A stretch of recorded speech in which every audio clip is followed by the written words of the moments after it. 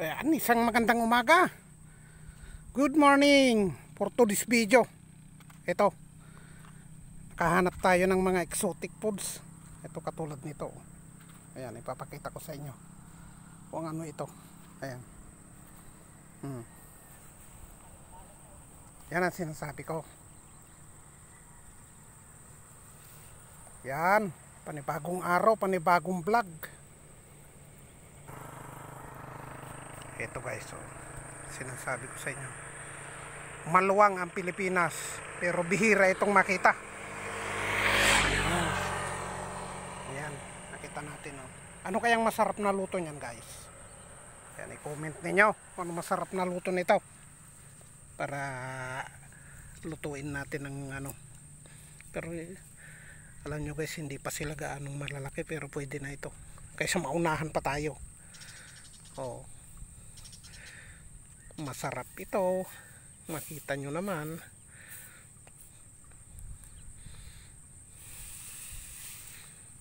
Yan, nasa ilalim lang sila, oh. Namukadkad na nga yung iba kaya hindi na pwedeng kunin. Yan, dito lang yan sa aming ginapas noong nagpagapas siya. Doc Rivera ang may-ari. Ayan, dito, oh, sa kalsada papuntang Mukdol, galing Salay, galing Mukdol papuntang Salay, pag ano, vice versa.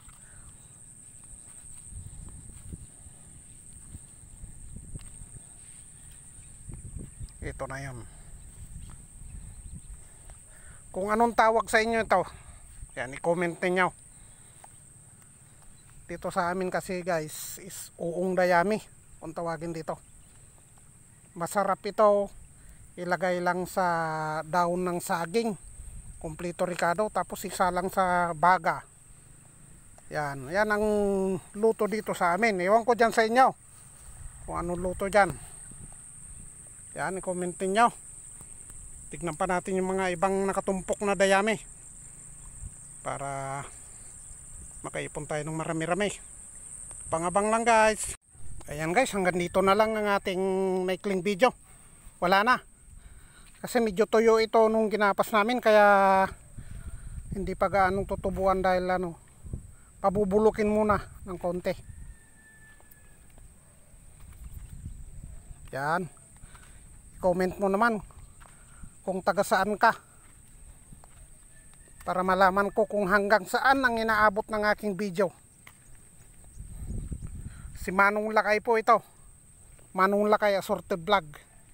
Ayan, nandito lang tayo, Province of Aurora. Dito tayo nakabase. Ayan, o, nagsisimula na ang anuan na naman. Medyo ito sinisipag guys, pero yung iba tinatamad kasi gawa nung ang presyo ng palay dito is napakamura. 850.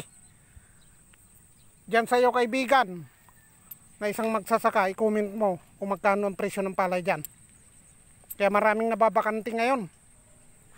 Yan, idamay na natin itong ating problema sa presyo ng palay para at least medyo malaman natin kung hanggang saan talaga tayo tatagal dito sa ating pagsasaka.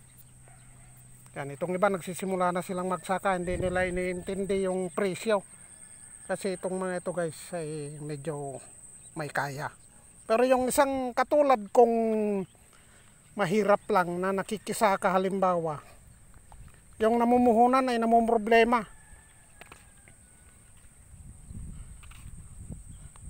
Parang yung napanood ko dyan sa Nueva Ecija na ganun din ang hinaing nila. Ayan, sana masolusyonan na. Ayan, hanggang dito na lang. Pasupport na lang, pasubscribe, pakipindot ang notification bell, pakishare na rin para updated kayo sa mga maraming videos na i-upload ng iyong lingkod. hindi nagsasawang magbigay ng konting kapupulutan ng aral, katatawanan, at the same time medyo kwela ng konti. Kahit sabihin natin walang kalatoy-latoy itong ating video, ay proud pa rin ako na ipapanood sa inyo. Dahil gawa ni Manong Lakay Asorte Vlog.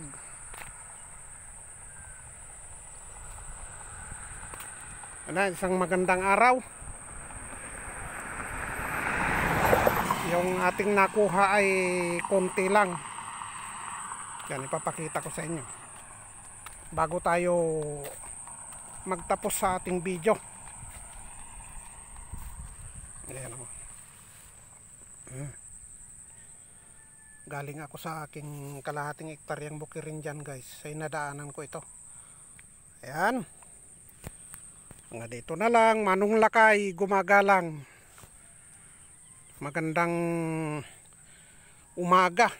Time check tayo is 9:25. Bye bye.